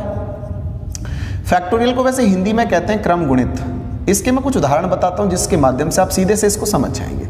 जैसे कहीं फैक्टोरियल 1 लिखा है तो इसका अर्थ होता है 1, केवल 1 ही होता है। अगर कहीं फैक्टोरियल 2 लिखा होता है तो इसका अर्थ है 2 गुणा 1, मतलब कि 2 हो जाएगा। अगर कहीं फैक्टोरियल 3 लिखा हुआ है तो 3 2 1। फैक्टोरियल 4 लिखा हुआ है तो 4 3 2 1। फैक्टोरियल 5 लिखा हुआ है तो 5 4 3 2 1। इस तरीके से ये फैक्टोरियल मानी, इसको हमने जो प्रोबेबिलिटी का पहला पार्ट था उसमें भी हमने बताया था कि आखिर ये फैक्टोरियल क्या चक्कर है। तो इस फैक्टोरियल को आप पहले सॉल्व करने से पहले 2-3 चीज़ें और सीखिए कि अगर कहीं पे आपको ऐसा लिखा हुआ मिलता है कि n, c और 1, तो इसका अर्थ है इसका उत्तर n ही आएगा। जैसे इसका उदाहरण आप समझ लीजिए, एग्जाम्पल, अगर कहीं आपको लिखा हुआ मिलता है 10C1 तो इसका उत्तर 10 ही रहेगा। जैसे कहीं मिलता है 8C1 तो इसका उत्तर 8 ही रहेगा। इसके अलावा, इस बात के अलावा एक दूसरी बात यह है कि अगर आप कहीं NCN देखते हैं तो इसका मान 1 होता है। जैसे अगर कहीं 7C7 देखते हैं तो इसका मान बिना सॉल्व करे 1 लिख सकते हैं। कहीं पे आप 8C8 देखते हैं तो 8C8 का मान भी जो है आप 1 लिख सकते हैं, बिना सॉल्व करे उसको आप 1 लिख सकते हैं। तो ये चीज़ें आपकी समझ में आ रही होंगी। इनके अलावा भी कुछ बातें हैं तो आप पहले उनको भी ध्यान से देखिए आप लोग। जैसे अगर कहीं पर आपको लिखा हुआ मिलता है 7C3, ये मान के चलिए आपको सॉल्व करना है। तो फॉर्मूले के हिसाब से तो इसको ऐसे सॉल्व करेंगे कि फैक्टोरियल 7 बटे फैक्टोरियल 3 इंटू फैक्टोरियल 7 माइनस 3 फिर इसको सॉल्व करेंगे फैक्टोरियल 7/3 और ये 4 आ जाएगा। फिर इसको आगे सॉल्व करेंगे 7 6 5 4 3 2 1 3 2 1 और 4 3 2 1 काट देंगे, जो उत्तर आ जाएगा वो उत्तर हो जाएगा। लेकिन हमको इस तरीके से इसे सॉल्व नहीं करना है। हम क्या करेंगे कि ऊपर वाली संख्या को उतने बार खोलेंगे जितना नीचे लिखा हुआ है। तो नीचे कितना दिखाई दे रहा है 3, यानी ऊपर वाली संख्या को 3 बार ओपन कर दो, 7 6 और 5 ऐसे गिन लो, 1 2 3 जितना नीचे लिखा है उतना ऊपर ओपन कर दीजिए और नीचे वाली को पूरा 1 तक ओपन कर दीजिए, 3 2 1।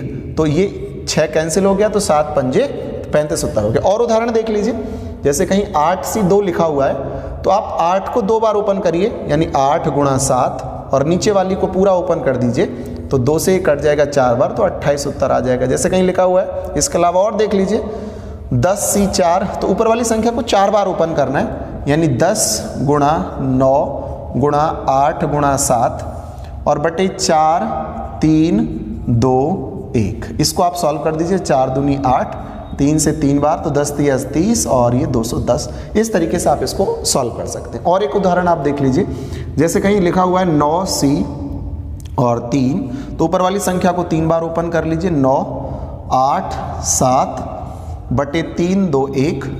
फिर ये काट दीजिए, 3 3 9 और 2 चौके 8 तो 4 3 12 7 84, इसका उत्तर आ जाएगा। तो ऐसे हम इनको सॉल्व कर सकते हैं। इन जो आपके एनसीआर जो होता है उसको इस तरीके से हम सोल्व कर सकते हैं। तो आइए इसके आगे कहानी हम बताते हैं, सवालों को लेते हैं। अब सवालों के माध्यम से आप इस प्रायिकता के ऐसे सवालों को जानने जा। तो ले आइए कंप्यूटर महोदय, पहला सवाल आप देख रहे हैं कि ताश की एक गड्डी में से एक पत्ता यदृच्छा खींचा जाता है, इस पत्ते के इक्का होने की प्रायिकता ज्ञात करिए, एस होने की प्रायिकता ज्ञात करिए। तो ताश की एक गड्डी थी, उसमें से एक पत्ता खींचा गया।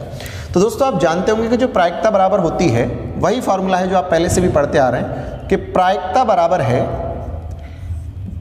आने वाली प्रायिकता, यानी आने की प्रायिकता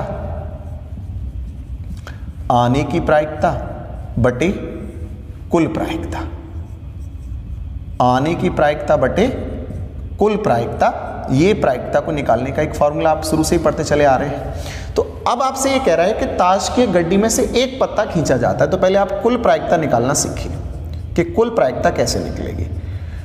आपसे कह रहा है ताश की गड्डी में से एक पत्ता खींचा गया। आप मुझे बताइए ताश की गड्डी में खेलने वाले कार्ड कितने होते हैं? आपने कहा 52 होते हैं, तो 52 पत्तों में से एक पत्ता खींचा गया, तो ये प्रायिकता होगी 52C1। जितने टोटल हैं ऊपर और जितने खींचे वो नीचे। आने की प्रायिकता में कह रहा है कि उस पत्ते को इक्का होना चाहिए, यानी आने की प्रायिकता की अगर मैं बात करता हूं तो वो पत्ता इक्का होना चाहिए। तो मुझे बताइए कि कितने एस होते हैं, कितने इक्के होते हैं? तो 4 इक्के होते हैं, यानी 4 पत्तों में से वो एक पत्ता होना चाहिए। तो आने की प्रायिकता 4C1। टोटल कुल प्रायिकता 52 पत्ते हैं, एक खींचा, आने की प्रायिकता इक्का होना चाहिए, इक्का 4 होते हैं तो 4C1। इसी को सोल्व कर दीजिए तो प्रायिकता आ जाएगी आने की प्रायिकता 4C1 बटे 52C1। अब C1 का मतलब तो 4 ही आ जाएगा। मैंने आपको बताया है कि NC1 जो होता है इसका मान N ही होता है, तो बटे 52C1 का मान 52 ही हो जाएगा, 4 से कट जाएगा 13 बार, तो इसका उत्तर आ जाएगा 1/13। उम्मीद करता हूँ आपको सवाल समझ में आ रहा होगा। हालांकि इस सवाल को आप डायरेक्टली भी बना सकते थे, लेकिन जब 2 पत्ते खींचे जाएंगे, 3 पत्ते खींचे जाएंगे तो इसका महत्व आपको समझ में आएगा। तो आइए अगले सवाल की तरफ हम चलते। तो अगला सवाल आप देख रहे हैं कि अगले सवाल में कह रहा है कि ताश की गड्डी में से एक पत्ता यदृच्छा खींचा जाता है, इस पत्ते का अल्फाबेटिकल पत्ता, अल्फाबेटिकल का मतलब है कि वर्णमाला ABCD इस तरीके का एक पत्ता है, ये ऐसा होने की प्रायिकता ज्ञात करिए। तो आपने इस बार भी 52 पत्तों में से एक ही पत्ता खींचा तो 52C1। अगर मैं अल्फाबेटिकल पत्तों की बात करता हूँ तो अल्फाबेटिकल पत्ता मैंने बताया एक ग्रुप में 4 होते हैं। अगर एक ग्रुप में 4 होते हैं, चारों मिला के 4 चौके 16 हो जाएंगे, तो आने की प्रायिकता हो जाएगी 16C1। तो प्रायिकता आप निकाल देंगे 16C1 बटे 52C1, यानी ये हो जाएगा 16/52, काट देंगे तो 4 चौक 16 और 13 चौके 52, 4/13 इसका उत्तर आ जाएगा। 16 आप समझ गए होंगे, क्योंकि एक ग्रुप में जैसे डायमंड की बात करते हैं ईंट की, तो इक्का होता है, जैक होता है, किंग होता है, क्वीन होते हैं, ये ABCD में से पत्ते होते हैं। तो एक में 4 है तो चारों में 16 हो जाएंगे। तो बड़ा सरल है, इस तरीके से आप सवाल का उत्तर बना सकते हैं। आइए मित्रों अगले सवाल की तरफ हम चलें। सवाल में आप देख रहे हैं कि ताश की एक गड्डी में से 2 पत्ते यदृच्छा खींचे जाते हैं, इन दोनों पत्तों का हुक्म होने की प्रायिकता ज्ञात करिए। इन दोनों पत्ते जो हैं ये हुक्म के पत्ते हों, स्पेड्स हों, ऐसा होने की क्या प्रायिकता होगी, तो ये आपको बताना है। तो आप जानते हैं कुल प्रायिकता यानी 52 पत्तों में से इस बार आपने 2 पत्ते खींचे और कह रहा है कि ये पत्ता हुक्म का एक पत्ता होना चाहिए। तो हुक्म की बात करें तो 13 हुक्म के पत्ते होते हैं, तो 13C2 आपकी आने की प्रायिकता हो जाएगी। तो प्रायिकता आप निकाल सकते हैं 13C2 बटे 52C2। अब खोलना मैंने आपको सिखाया कि नीचे वाली संख्या को के हिसाब से ऊपर वाली संख्या को ओपन कर दे। 2 लिखा हुआ तो 13 को 2 बार ओपन कर दो, 13 गुणा 12 और नीचे वाली को पूरा 2 गुणा 1। ऐसे इसको फिर 52 गुणा 51 बटे 2 गुणा 1। तो 2 गुणा 1 तो आपस में ही कैंसिल हो गया, तो 13 गुणा 12 बटे 52 गुणा 51। इसको आप सॉल्व कर लीजिए। 3 चौके 12 और 13 चौके 52, 3 से कट जाएगा ये 17 तिया 51, तो 13 बटे इन दोनों के आप गुणा कर दीजिए, 13 7 91, 13 कम 13 और 9 22, 13 बटे 221। आप सॉल्व कर लीजिएगा, जो भी इसका उत्तर है वही इसका सही उत्तर हो जाएगा। आइए अगले सवाल को देख लेते हैं। अगले सवाल में आपसे कह रहा है कि ताश की एक गड्डी में से 2 पत्ते यदृच्छा खींचे जाते हैं। इन दोनों पत्तों का एक न्यूमरिक पत्ता, न्यूमरिक का मतलब होता है 1 2 3 4 5 6 इस तरीके से लिखा हुआ हो, एक न्यूमरिक पत्ता यानी एक गिनती वाला पत्ता होने की प्रायिकता ज्ञात करिए। तो आपने 2 पत्ते अगर खींचे तो कुल प्रायिकता 52 सीधो। कह रहा न्यूमरिक पत्ता, नंबर वाला पत्ता, तो मैंने बताया एक ग्रुप में 2 से लेकर 10 तक होते हैं। 2 से लेकर 10 तक का अर्थ ये हो गया कि 9 पत्ते होते हैं। तो अगर एक ग्रुप में 9 होते हैं तो चारों ग्रुप में 9 चौके 36 हो जाएंगे, तो 36 सीधो हमारी आने की प्रायिकता हो जाएगी। तो प्रायिकता बराबर हो जाएगी 36 सीधो बटे 52 सीधो। इसको सॉल्व कर लेंगे, 36 गुणा 35 बटे 2 गुणा 1, हालांकि 2 गुणा 1 से 2 गुणा 1 कैंसिल हो जाएगा तो लिखने की भी आवश्यकता नहीं होती इनको। तो 52 गुणा 51 बटे 2 गुणा 1 से 2 गुणा 1 आप कैंसिल कर दीजिए। अगले सवाल की तरफ चलते हैं। अगले सवाल में कह रहा है कि ताश की एक गड्डी में से 3 पत्ते यदृच्छा खींचे जाते हैं। इन तीनों पत्तों का 4 का गुणांक होने की प्रायिकता ज्ञात करिए। यानी कि आपको ये बताना है कि जो पत्ते आपने खींचे हैं ये 4 का गुणांक होने चाहिए, यानी 4 से कटने वाला एक नंबर ये होना चाहिए। तो आपने कितने पत्ते खींचे? 3 खींचे, तो इसमें तो कोई शक नहीं है कि कुल प्रायिकता 52C3 होना चाहिए। तो अगर 4 से कटने वाले एक ग्रुप के पत्तों की मैं बात करता हूं तो एक तो 4 होता है और एक 8 होता है। एक ग्रुप में 2 पत्ते होते हैं जो 4 से कटते हैं, एक 4 और एक 8। ऐसा मत सोचने लग जाना कि जो रानी है, रानी 12 नंबर है तो 12 को काट देंगे, ऐसा नहीं, ये गलत है। 4 और 8 केवल 2 ही पत्ते होते हैं जो 4 से कटने वाले, यानी एक ग्रुप में 2 पत्ते, एक 4 और एक 8। तो अगर चारों ग्रुप की मैं बात करूंगा तो एक ग्रुप में 2 तो चारों में 8 हो गए, तो आपकी आने वाली प्रायिकता हो जाएगी 8C3। तो यही आप जवाब निकाल सकते हैं अपना कि 8C3 बटे 52C3। इसको आप सॉल्व कर लीजिए। तो 8 गुणा 7 गुणा 6 इतने बार ओपन करना है, 3 2 1 तो कैंसिल हो जाएगा। आप पेपर में जब करें तो इसको 9 लिखें, तो 52 51 और 50 और बटे 3 2 1। मैं इसकी बार बार आपसे मना कर रहा हूँ कि कट जाता है, इसलिए इसको लिखने की कोई आवश्यकता नहीं होती है।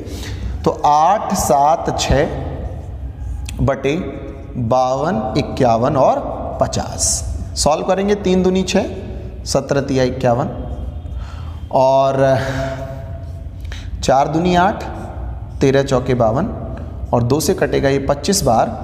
अब मुझे नहीं लगता कुछ कटेगा, तो 7 दूनी 14 बटे 17 और 13 तो 221 आ रहा था और गुणा 25। इसे सॉल्व कर सकते हैं। 14 बटे 25 से कम 25 का 5 2, 25 दूनी 50 2 52 और 25 दूनी 50 5 55। अगर गुणा भाग गलत भी हो गई हो तो आप ठीक कर लीजिएगा, यही आपका उत्तर हो जाएगा 14 बटे 55 25। आप इसका स्क्रीनशॉट ले सकते हैं। आइए अगले सवाल की तरफ चलने से पहले मैं आपको कुछ बातें बताने जा रहा हूँ जिनको आप बहुत ध्यान से समझने का प्रयास करेंगे, क्योंकि नए सवाल में उनका इस्तेमाल होने जा रहा है। दोस्तों, जब आप सवाल को कर रहे होते हैं तो आपको सवाल में एक शब्द मिल सकता है या इसके स्थान पर आपको ये भी मिल सकता है अथवा। अगर आपको या और अथवा मिलते हैं, ये बहुत इंपॉर्टेंट बात है, तो इन दोनों का अर्थ होता है प्लस। और इसके अलावा यदि आपको कॉमा लगा हुआ मिलता है, वह मिलता है, तथा मिलता है, एवं मिलता है, और मिलता है, तो इन सभी बातों का अर्थ होता है गुणा। इसमें इंग्लिश में लिखना चाहें तो इसमें OR और इसमें लिखना चाहें तो AND एंड। तो और आ जाए OR, या आ जाए, अथवा आ जाए तो प्लस।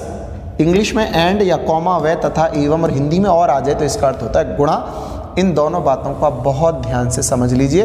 इसका चाहते हो तो आप स्क्रीनशॉट ले लीजिए। आइए अगले सवाल को देख लेते हैं। सवाल में कह रहा है ताश की गड्डी में से 2 पत्ते यदृच्छा निकाले जाते हैं। इन दोनों पत्तों का जैक या इक्का होने की प्रायिकता ज्ञात करिए। जैक या इक्का, या मिल गया ना आपको। तो आइए इस सवाल को बनाते हैं। तो हमने कितने पत्ते खींचे? 2 पत्ते खींचे। 52 पत्तों में से 2 पत्ते हमने खींचे। 52C2, ये कुल प्रायिकता में कोई डाउट नहीं है। कह रहा है कि वो जो पत्ते हैं या तो दोनों के दोनों पत्ते हों, इक्के एस हों, या दोनों के दोनों जैक यानी गुलाम हों। अगर दोनों इक्के हैं तो आप हमें बताइए इक्के कितने होते हैं? तो 4 होते हैं, तो 4C2। अब या का मतलब क्या होता है, प्लस होता है। और जैक कितने होते हैं, जैक भी 4 ही होते हैं, या दोनों के दोनों जैक हों तो 4C2, इक्के के लिए 4C2 जैक के लिए, बस यानी कि प्रायिकता होगी, इसको वहां लगा दीजिए। तो प्रायिकता आ जाएगी 4C2 प्लस 4C2 बटे 52C2। आप इसको लिख सकते हैं 2 4C2 है ना, 2 × 4C2, या अलग अलग भी सॉल्व कर लीजिए जैसे मर्जी आपकी। 4×3 बटे 2×1 प्लस 4×3 बटे 2×1 बटे 52 गुणा 51 बटे 2×1। तो इसको आप जब लिखेंगे तो ये हो जाएगा 2 दूनी 4 और 2 दूनी 4 और 2 से कट जाएगा 26 बार, 26 दूनी 52, यानी 2 × 3 प्लस 2 × 3 बटे 26 × 51। तो 6 और 6 12 बटे 26 × 51। तो ये काट दीजिए 4 से तो नहीं, 3 चौक 12 और 17 तिया 51 और 2 दूनी 4 और 13 दूनी 26। तो मेरे हिसाब से 2 बटे 221 इनकी गुणा आती है ये, तो ये आपका उत्तर हो जाएगा। और आप कैलकुलेशन एक बार देख लीजिएगा, 2 बटे 221 इस सवाल का जवाब है। आइए अगले सवाल की तरफ हम चलते हैं कि ताश की एक गड्डी में से 2 पत्ते यदृच्छा निकाले जाते हैं। इन दोनों पत्तों का एक अल्फाबेटिकल पत्ता या न्यूमेरिकल पत्ता होने की प्रायिकता ज्ञात करो। या तो ये दोनों पत्ते अल्फाबेटिकल पत्ते हों या दोनों पत्ते न्यूमेरिकल पत्ते हों, ऐसा आपसे सवाल कह रहा है। तो पहले कुल प्रायिकता तो 52 पत्तों में से 2 पत्ते खींचेंगे तो 52C2 हो गया। कह रहा है या तो ये दोनों के दोनों पत्ते न्यूमेरिकल हों या ये दोनों पत्ते अल्फाबेटिकल हों। तो अगर न्यूमेरिकल की मैं बात करता हूँ तो मैं आपसे अगर ये पूछूं कि न्यूमेरिकल पत्ते कितने होते हैं, तो आप कहेंगे न्यूमेरिकल पत्ते होते हैं 36, क्योंकि एक ग्रुप में 9 होते हैं, तो 36C2। या का मतलब प्लस। अगर मैं पूछूं अल्फाबेटिकल पत्ते कितने होते हैं, तो आप कहेंगे अल्फाबेटिकल पत्ते एक ग्रुप में 4 होते हैं, तो चारों में 4 चौक 16 हो गए, तो 16C2। यही आपका उत्तर आ जाएगा। कैसे प्रायिकता आ जाएगी, 36C2 प्लस 16C2 और बटे 52C। तो इसको आप सॉल्व कर लीजिए, गुणा भाग करना बाकी रह जाता है। 36 × 35 बटे 2×1 प्लस 16 × 15 बटे 2×1 और बटे 52 × 51 बटे 2×1। सॉल्व कर लेंगे, 2 से ये कट जाएगा 18 दूनी 36, 8 दूनी 16 और 2 से कट जाएगा 13 बार, यानी ये आ जाएगा 18 × 35 प्लस 18 × 15 बटे, ये आप यहाँ काटा है अपने 13 बार नहीं कटेगा, ये 2 से कटेगा 26 बार, तो नीचे आ जाएगा 26 × 51। तो ये हो जाएगा 18 में 35 गुणा कर दीजिए, 18 पंजे 90, 18 तिया 54 63 और 15 अट्ठे 120 और बटे में 26 × 51। तो ये हो जाएगा 750 ऊपर हो गया, नीचे हो गया 26 × 51। 3 से काट लो, 25 तिया 75, 250, 17 तिया 51, 250, 125 दूनी 250 और 13 दूनी 26, यानी 125 बटे 221 इस सवाल का उत्तर हो जाएगा। उम्मीद करता हूँ सवाल आपको समझ में आ रहा होगा। गजब के क्वेश्चन है, गजब के कॉन्सेप्ट से हम इनको सीख रहे हैं। बहुत बेसिक है, बहुत आराम से आप इन सवालों को पेपर में आने पर कर सकते हैं। आइए कुछ प्रश्नों की तरफ और हम चलते हैं। मित्रों, अगले सवाल में आप देख रहे हो कि ताश की गड्डी से 2 पत्तों को यदृच्छा निकाला जाता है। एक पत्ता राजा तथा एक पत्ता रानी होने की प्रायिकता ज्ञात करिए। यानी कि आपने 52 पत्तों में से 2 पत्ते निकाले, कुल प्रायिकता 52C2, कोई डाउट नहीं है। अब कह रहा है एक पत्ता राजा, देख लीजिए ध्यान से, तथा एक पत्ता रानी, 2 में से एक राजा तथा एक रानी। तो राजा कितने होते हैं, 4 होते हैं, तो 4C1, और तथा का मतलब मैंने बताया गुणा होता है, तो एक क्वीन कह रहा है तो 4C1, ये भी हो गया। बिल्कुल सिंपली निकाल सकते हैं, 4C1 गुणा 4C1 और बटे 52C2। तो ये हो जाएगा 4 × 4, मैंने बताया NC1 का मान n ही होता है, तो एक का कोई इसमें रोल नहीं रह गया। तो 52 × 51 बटे 2×1, 2 से 26 बार कट जाएगा, तो 4 चौक 16 बटे 26 × 51, तो 8 दूनी 16, 13 दूनी 26, तो उत्तर आ जाएगा 8 बटे 13 एकम 13 का 3 और 13 पंजे 65 और 1 66, 663 इसका सवाल का उत्तर हो जाएगा। तो आइए मित्रों, अगले सवाल की तरफ हम अपना रुख कर। अगले सवाल में आपसे कह रहा है कि ताश की गड्डी से 3 पत्तों को यदृच्छा निकाला जाता है। एक पत्ते का इक्का व 2 पत्तों का राजा होने की प्रायिकता ज्ञात करिए। एक इक्का और 2 राजा। तो आइए सवाल को करते हैं। तो 52 पत्तों में से 3 पत्ते निकालेंगे तो प्रायिकता 52C3 आपको समझ आया होगा। कह रहा है एक पत्ता तो इक्का हो तथा 2 पत्ते राजा हो। तो एक अगर इक्का होगा तो 4 इक्के होते हैं, 4C1, और तथा का मतलब गुणा, और किंग भी 4 ही होते हैं, तो 4C2। तो प्रायिकता आपकी कितनी हो जाएगी, 4C1 गुणा 4C2 और बटे 52C 3। तो इसको आप सॉल्व कर दीजिए। तो 4 गुणा 3 बटे 2 बटे 52 गुणा 51 गुणा 50 बटे 3 2 1। तो 2 दूनी 4 हो गया। तो ये आ जाएगा 4 गुणा 2 गुणा 3 और इधर आप काट दीजिए 3 से ये 17 बार और ये 25 बार। तो ये आ जाएगा 52 गुणा 17 गुणा 25। इसे आप सोल्व कर दीजिए। तो 4 से 13 चौके 52 और मुझे नहीं लगता कुछ और कट रहा है, तो 2 तिया 6 और 221 गुणा 25। इस गुणा को आप कर लीजिए तो 6 बटे 25 एकम 25 का 5 2 25 दूनी 50 2 52 और 25 दूनी 50 और 5 55 25 6 बटे 55 25 मुझे लग रहा है इस सवाल का उत्तर आएगा। आप गलत हो तो आप इसकी कैलकुलेशन कर लीजिएगा। उम्मीद करता हूं कि आपको ये सारी क्लास समझ में आ रही होगी। दोस्तों इस पे बहुत ही अच्छे कॉन्सेप्ट आपको समझ में आ रहे हैं। दोस्तों एनटीपीसी के पेपर से पहले हम यहाँ पर लाइव सेशन और स्टार्ट करने जा रहे हैं, जहाँ कि आप बहुत महत्वपूर्ण प्रश्नों को देखेंगे, कैसे प्रश्नों का संकलन जिसकी संभावना होगी कि एनटीपीसी या ग्रुप डी के पेपर में वो आ जाए। तो को मैं एक बार दोबारा से बता देता हूं, आप ध्यान से बोर्ड पर उसको देखिए। दोस्तों आपको काम आने वाला फॉर्मूला है एनसीआर। दोस्तों एनसीआर होता है factorial N by factorial R into factorial N minus R. मित्रों ये फॉर्मूला केवल और केवल आपको याद रखना है, क्रमचय संचय का फॉर्मूला होता है, कॉम्बिनेशन का फॉर्मूला होता है। ये केवल और केवल फॉर्मूले के रूप में एक बार एग्जाम में पूछा गया, इसलिए याद रखना है। पेपर में आपको इसका इस्तेमाल करते हुए इसके वैल्यू को नहीं निकालना है। तो कैसे निकालना है उसको बताने से पूर्व एक दो बातें जो आपके लिए आवश्यक हैं वो बताना चाहता हूँ कि अगर कहीं NC1 आता है तो इसका मान n ही होता है। जैसे फॉर एग्जाम्पल कि अगर आप देखते हैं कहीं पे 7C1 तो इसका मान 7 ही होगा, 14C1 देखते हैं तो इसका मान 14 ही होगा।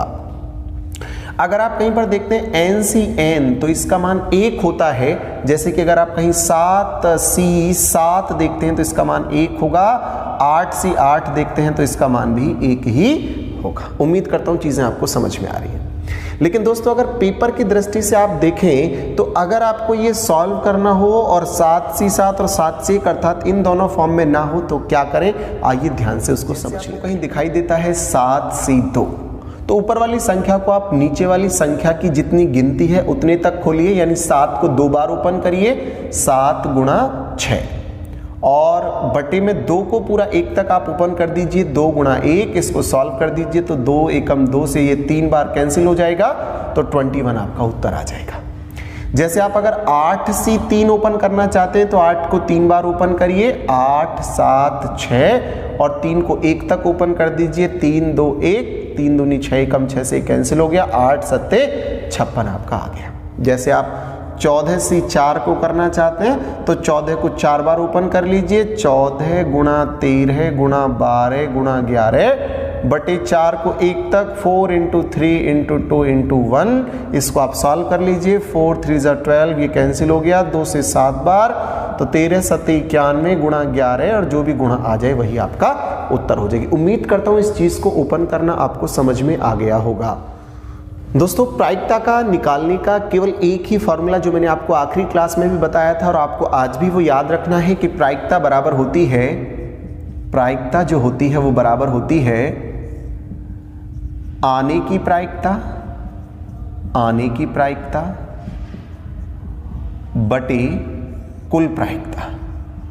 इसको आपको याद रखना है, आने की प्रायिकता बटे कुल प्रायिकता। इस चीज़ को आप ध्यान रखिए, इसके माध्यम से आप सभी सवालों के उत्तर करेंगे। तो आइए बिना किसी देरी के हम पहला प्रश्न ले लेते हैं। तो पहला प्रश्न आप देख रहे हैं, इस प्रश्न में कह रहा है कि एक थैली में 4 लाल 5 हरी व 3 पीली गेंद हैं। 4 लाल हैं, 5 हरी हैं व 3 पीली गेंद हैं।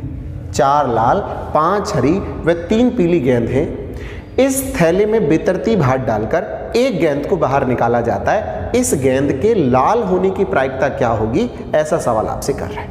दोस्तों बहुत ध्यान से इसको देखिए। अगर मैं कुल प्रायिकता की बात करता हूं तो मैं जानता हूं कि 5 4 9 और 3 12 गेंद हैं। तो जो कुल प्रायिकता हो जाएगी वो कुल प्रायिकता बराबर होगी 12 गेंदों में से एक गेंद निकाली गई तो 12C1 और जो आने की प्रायिकता होगी, आने की जो प्रायिकता होगी वो भी बहुत सरलता से निकल जाएगी। ये कह रहा है उस गेंद की लाल होने की प्रायिकता, तो लाल गेंद कितनी है 4, तो 4C1। बस इसको हम यहाँ पे रख देंगे, सॉल्व कर देंगे तो उत्तर आ जाएगा 12C1 तो नीचे आ गया और 4C1 ऊपर पहुंच जाएगा तो ये हो जाएगा, आप जानते हैं 4C1 का मान 4 ही होता है, 12C1 का मान 12 ही होता है, तो इसका 4 तिया 12, 1/3 आपका उत्तर आ जाएगा। 1/3 ही आपका सही जवाब है। उम्मीद करता हूँ चीज़ें आपको समझ में आ रही होंगी। आइए अगले सवाल की तरफ हम बढ़ते हैं। आइए दोस्तों अगले सवाल को देख लेते हैं। अगले सवाल में कह रहा है कि एक थैले में 4 लाल 3 हरी व 2 पीली व 1 काली गेंद है। एक थैले में 4 लाल 3 हरी 2 पीली व 1 काली गेंद है। थैले में हाथ डालकर एक गेंद को बाहर निकाला जाता है। इस गेंद के हरा होने की क्या प्रायिकता होगी? आइए सवाल को देख लेते हैं। दोस्तों अगर कुल प्रायिकता की बात करूं तो 4 3 7 2 9 और 1 10 गेंद हैं। 10 में से एक गेंद निकाली गई तो कुल प्रायिकता 10C1 होगी। मान चलो 2 गेंद निकाली जाती तो प्रायिकता 10C2 हो जाती। अभी कह रहा है उस गेंद के हरा होने की प्रायिकता, तो हरी गेंद कितनी है? 3 है, तो 3 में से 1 निकालेगी तो आने की प्रायिकता 3C1 और यही हम इसको रख देंगे कि आने की प्रायिकता 3C1 बटे कुल प्रायिकता 10C1 तो 3/10 और यही दोस्तों आपका उत्तर भी हो जाएगा। उम्मीद करता हूं कि सवाल आपको समझ में आ रहा होगा। आइए दोस्तों अगले प्रश्न की तरफ चलते हैं। अगले प्रश्न में कह रहा है कि एक थैले में 5 लाल 4 हरी 3 पीली व 2 काली गेंद है। 5 लाल 3 हरी 2 पीली व 1 काली गेंद है। थैले में बेतरतीब हाथ डालकर 2 गेंदों को बाहर निकाला जाता है। इन दोनों गेंदों के लाल होने की क्या प्रायिकता होगी? ये सवाल है। तो कुल प्रायिकता तो 5 3 8 2 10 और 11 गेंद है, तो 11C2 क्योंकि 2 गेंद निकाली गई हैं, कुल 11 गेंद है, 11 में से 2 निकालेंगे 11C2। कह रहा लाल होने की प्रायिकता, तो लाल गेंद कितनी है? 5 है, तो आने की प्रायिकता हो गई 5C2। बस इसको सॉल्व कर देना है। कैसे? 5C2 बटे 11C2। अब उसको आप सॉल्व करिए। 5 को 2 बार ओपन करना है यानी 5 गुणा 4, 2 को 2 गुणा 1, ऐसे 11 को 11 गुणा 10 और इसको 2 गुणा 1, 2 गुणा 1 से 2 गुणा 1 कैंसिल हो जाएगा, तो ये आ जाएगा 5 गुणा 4 बटे 11 गुणा 10, तो 5 दूनी 10, 2 से 2 बार, उत्तर 2/11। यही आपका सही जवाब है। आने की प्रायिकता जो कुल होगी वो 2/11 हो जाएगी। उम्मीद करता हूँ प्रश्न आपको समझ में आ रहा है। कहीं कैलकुलेशन में कोई एरर है तो आप उसको अपने आप ठीक कर लीजिए। बाकी आपको सवाल का थीमेटोलॉजी समझ में आना चाहिए, किस तरीके से सवाल बनेगा। आइए मित्रों अगले सवाल की तरफ चलते हैं। अगले सवाल में कह रहा है एक थैले में 5 लाल 3 हरी और 2 पीली और 1 काली गेंद है। सेम सवाल है जो मैंने यहाँ पहले में लिखा था। एक थैले में 5 लाल 3 हरी 2 पीली और 1 काली गेंद है। थैले में हाथ डालकर 2 गेंदों को निकाला जाता है। इन दोनों गेंदों के पीला होने की प्रायिकता बताइए। तो आइए सवाल को हम बना लेते हैं। दोस्तों कुल प्रायिकता तो बिल्कुल सेम 11C2 हो जाएगी क्योंकि 11 में से 2 गेंदों को निकाला गया है। ये 11 गेंद हैं, 2 निकाली गई हैं। पीली होनी चाहिए तो पीली 2 गेंद हैं, दोनों में से दोनों का ही पीला होना चाहिए। तो ऐसा ही प्रश्न, बस इसको रख देंगे 2C2 बटे 11C2। आप जानते हैं NCN का फॉर्म बन रहा है यानी ऊपर का मान कितना हो जाएगा? 1 हो जाएगा। नीचे को सॉल्व कर लीजिए। 11 गुणा 10 बटे 2 गुणा 1, 2 से 5 बार कट जाएगा, 1/55 हमारा उत्तर आ जाएगा जो कि हमारा सही जवाब भी है। आइए दोस्तों अगले प्रश्न की तरफ हम चलते हैं। अगले प्रश्न में कह रहा है एक थैले में 5 लाल 3 हरी 2 पीली व 1 काली गेंद है। थैले में बेतरतीब हाथ डालकर 3 गेंदों को बाहर निकाला जाता है। इन तीनों गेंदों के लाल होने की प्रायिकता बताइए। तो आइए दोस्तों इस सवाल को हम कर लेते हैं। तो कह रहा है 11 में से 3 निकालेंगे तो कुल प्रायिकता 11C3। कह रहा है तीनों के तीनों लाल हो तो लाल तो 5 है, तो 5C3। इसको ही हम सॉल्व कर देंगे कि आने की प्रायिकता 5C3 बटे 11C3। इसको सॉल्व कर लीजिए। 5 गुणा 4 गुणा 3 बटे 3 2 1, 11 गुणा 10 गुणा 9 बटे 3 2 1, 3 2 1 से 3 2 1 कैंसिल, तो ये आ जाएगा 5 गुणा 4 गुणा 3 बटे 11 गुणा 10 गुणा 9, 3 तिया 9 और 5 दूनी 10 और 2 दूनी 4 यानी कि 2/11 तिया 33 और ये हमारा उत्तर आ जाए। वो बात कैलकुलेशन अगर आपको कहीं एरर लगता है तो आप अपने आप ठीक कर सकते हैं। आप ये शिकायत नहीं करेंगे कि कैलकुलेशन गलत हो गया। आपको सवाल करने का तरीका समझ में आना चाहिए। उम्मीद करता हूँ चीज़ें आपको समझ में आ रही होंगी। आइए अगले सवाल की तरफ हम चलते हैं। दोस्तों अगले सवाल को समझाने से पहले मैं आपको कुछ 2-3 बातें बताना चाहता हूँ। कृपया बहुत ध्यान से इन बातों को आप समझिए।